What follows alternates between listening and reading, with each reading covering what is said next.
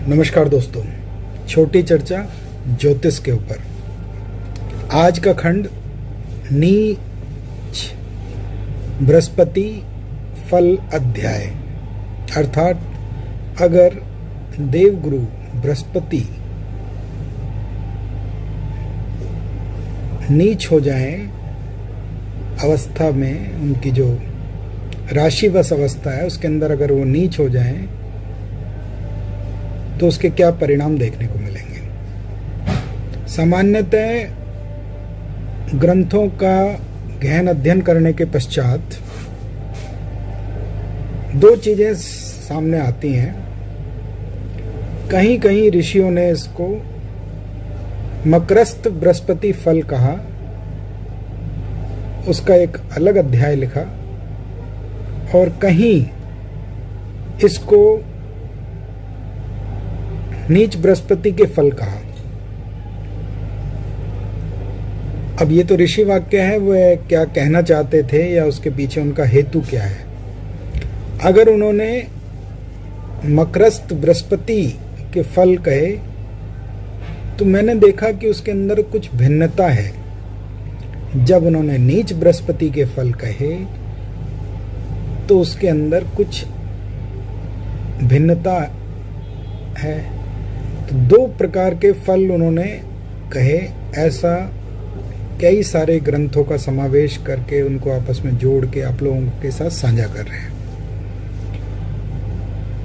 अनुभव आप लोगों के साथ भी साझा करेंगे कि जो अनुभव में आया वो क्या है, किंतु इतना जरूर कहेंगे कि इसको विभिन्न जन्मांक के ऊपर जो ज्योतिष प्रेमी हैं उनको लगा के देखना चाहिए कि इसके फल किस प्रकार से परिलक्षित होते हैं, किस प्रकार से प्राप्त होते हैं। शास्त्र क्या कह रहा है? नीच बृहस्पति फल अध्याय, धनहीन दुखी। अब धनहीन कहा है, द्रव्यहीन तो इसको उन्होंने नहीं बोला।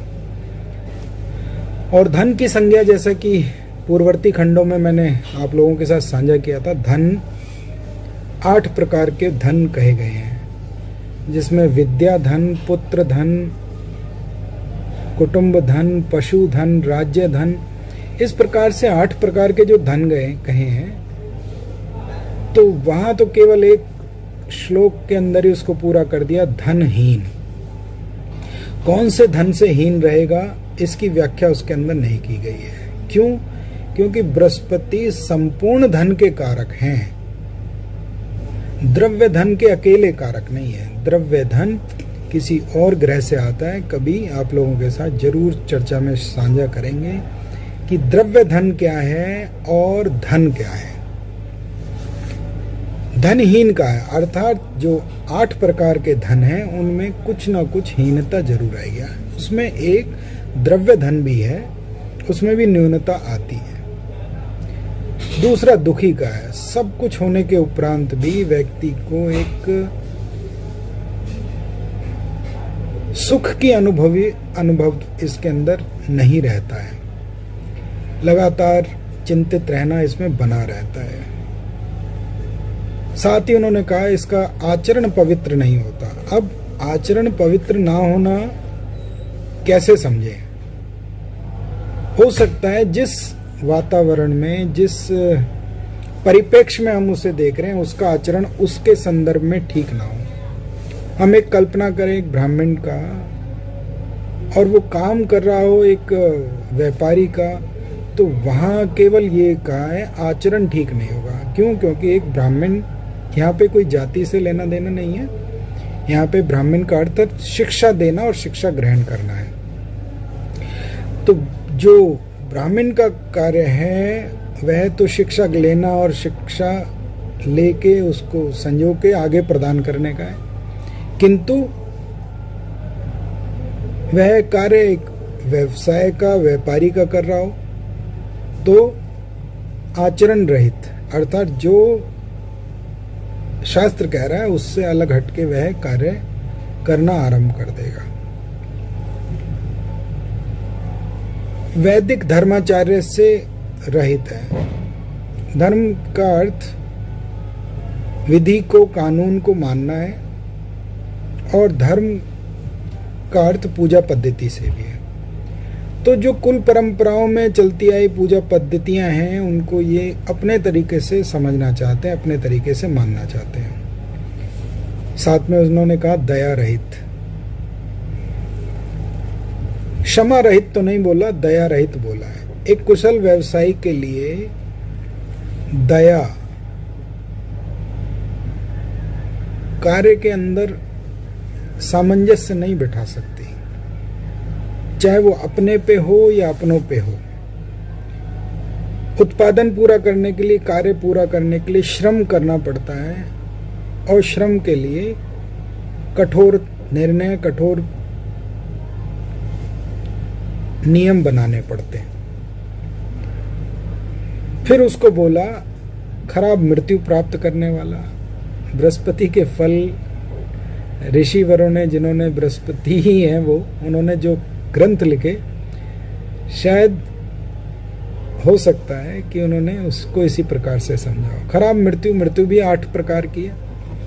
अपमान से मृत्यु हो जाए, किसी का पैसा आपने ऋण ले रखा है, अपमान से मतलब उसको कोई कह के चला जाए, कोई शब्द बोल के चला जाए, तो उससे उसको ऐसा लगे कि ये जीना क्या है, ये तो हर कोई व्यक्ति मुझे आके कुछ कह के जा रहा है। आप अपनी इच्छाओं को पूरा करने के लिए किसी से ऋण ले रहे हैं, तो कर्ज से मृत्यु, भय से मृत्यु, अर्थात आप सोचे जा रहे हैं कि ये जीवन कैसे कटेगा, तो भय से मृत्यु। भौतिक देह की मृत्यु की यहाँ बात नहीं कर रहे हैं हम, 8 प्रकार की मृत्यु में से उसने एक कही गई है। दूसरे खंड में या दूसरी ग्रंथ के अंदर उन्होंने बृहस्पति मकर राशि के फल कहे हैं। नीच बृहस्पति उन्होंने शब्द इस्तेमाल नहीं किया। अब बड़ी असमंजसता की स्थिति उत्पन्न हो गई। वहां उन्होंने कहा जब मकर के बृहस्पति हैं तो सुंदर स्त्री, अर्थात पुरुष है तो उसको सुंदर महिला जीवन साथी मिलेगा, महिला है तो उसको अच्छा पुरुष जीवन साथी मिलेगा। जीव पोषक, दूसरों के ऊपर दया करने वाला या उनका पोषण करने वाला।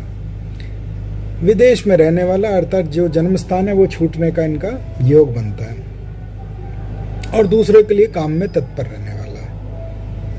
काम चेष्टा और मनोरथ के जो साधन है उनसे रहित होता है, अर्थात इतनी कामनाएं नहीं है कि मेरे को ये सब कुछ चाहिए ही चाहिए।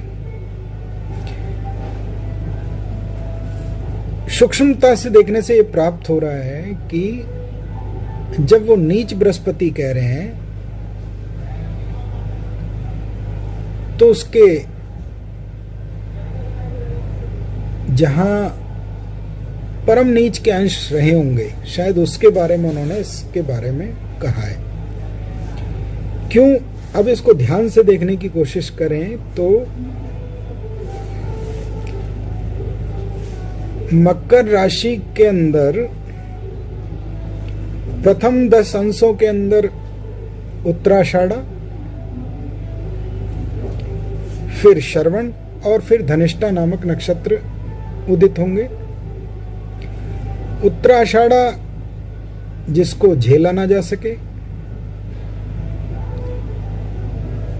श्रवण जिसको सुनने से कष्ट दूर होते हैं, और धनिष्ठा जिसका ढोल तो बड़ा बजता है वो क्या, ये तो वही जाने। इसके बीच में एक बहुत विशेष बिंदु है जो छुपा हुआ नक्षत्र है, अभिजीत। मकर राशि 6 अंश 40 कला से अभिजीत नक्षत्र आरंभ होता है और 10 अंश 53 कला तक विद्यमान रहता है। अभिजीत तो अभिजीत ही है, जिसको कोई जीत ना सके।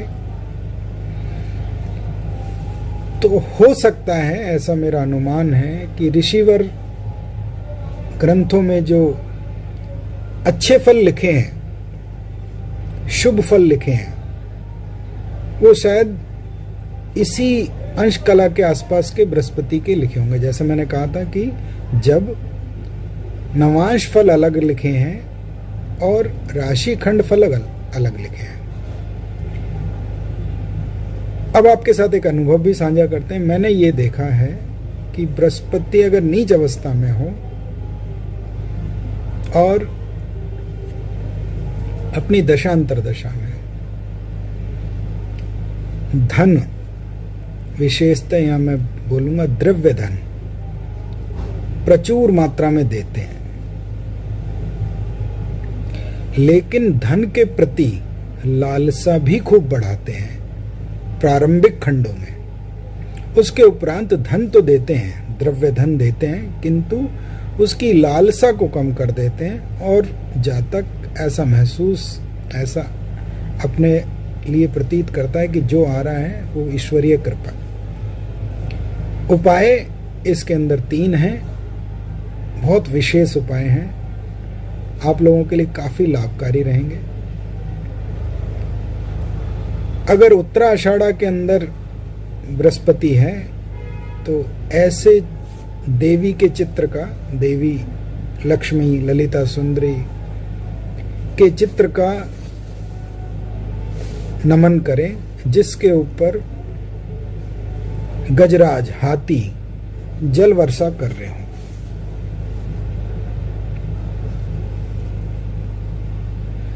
अगर श्रवण नक्षत्र में है तो भगवान विष्णु का वह रूप जिसमें वह वामन अवतार में है, अर्थात ब्राह्मण रूप, शिक्षक का रूप, उसका पूजन करें। धनिष्ठा नक्षत्र में है तो मृदंग, ढोलक, ऐसा कोई वाद्य यंत्र, संगीत यंत्र अपने देवालय में दान करें जिससे भजन कीर्तन हो सके।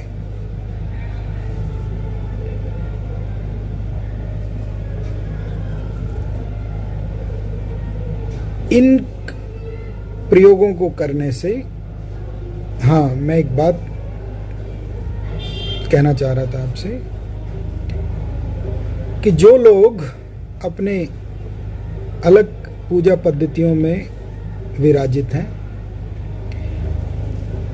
उनके लिए भी शास्त्र अनुमति तो देता ही है कि वे किस प्रकार से अपनी पूजा पद्धति कर सकें। जैसे इसमें लक्ष्मी के ऊपर जल वर्षा करते हुए गजराज का चित्र हो तो ऐसे व्यक्ति चाहें तो ऐसे गजराज का चित्र भी अपने पास लगा सकते हैं जो सूंड में भर के और पानी की जल वर्षा कर रहा हो अपनी मान्यताओं के अनुसार, उसमें जो जिसकी जैसी पूजा पद्धति है उसके अनुसार, क्योंकि हमारे यहाँ लक्ष्मी स्वरूप है और पूरे संसार की देवी है वह। इसी तरीके से जहाँ श्री हरि विष्णु का वामन रूप बोला है तो अपने शिक्षक का, अपने गुरु आचार्य का भी चित्र आप लगा सकते हैं। मृदंग ढोलक के लिए कोई अलग है नहीं, वाद्य यंत्र है जिसके द्वारा ध्वनि पैदा होती है। इन उपायों को करने से जातक को अत्यधिक लाभ प्राप्त होता है। अपने अनुभव साझा करें। अगला खंड और विशेष उपाय शुक्र के ऊपर बनाएंगे। एक आम जनमानस कैसे समझे कि उसका जन्मांक के अंदर बृहस्पति अच्छा है या अच्छी अवस्था में नहीं है। कुटुंब, परिवार, विरासत की संपत्ति, इन सब का अधिपत्य बृहस्पति देवगुरु के पास है। अगर उसे लेने के अंदर, उसे प्राप्त करने के अंदर कोई समस्याएं आ रही हैं तो कहीं ना कहीं जन्मांक के अंदर बृहस्पति पीड़ित हो सकते हैं। इन्हीं उपायों के द्वारा लाभ मिलता है या विष्णु सहस्त्र नाम का पाठ करना अत्यधिक लाभकारी रहता है। विष्णु सहस्त्र नाम में भी कुछ श्लोक ऐसे हैं जो व्यक्ति के जन्मांक के नक्षत्र के अनुसार निर्धारित करने पड़ते हैं और उससे और सटीकता की तरफ हम पहुंच जाते हैं। जैसे कोई मेरे नाम का उच्चारण करे और मेरे नाम के उच्चारण के साथ ही मेरे आसपास कई मेरे नामांकित व्यक्ति हों तो सभी उस नाम को सुन के पलट के देखेंगे, किंतु वो मेरे नाम के साथ मेरे गोत्र का भी प्रयोग करे तो वहां जो बाकी लोग हैं उनमें से सीमित लोग हो जाएंगे और स्वाभाविक हो, मान लीजिए मेरे गोत्र के साथ और भी कई लोग खड़े हों, फिर वो मेरा एक जो मेरी विशेषता है उसके साथ संबोधित करें तो और विशेषता से हम उस व्यक्ति तक ही पहुंच जाएंगे। ठीक इसी प्रकार से ज्योतिषीय उपाय भी हैं। सामान्य उपाय मैंने आपको बताए, गूढ़ता से सटीकता से विश्लेषणात्मक तरीके से पहुंचने के लिए नक्षत्रों को वर्गीकरण करके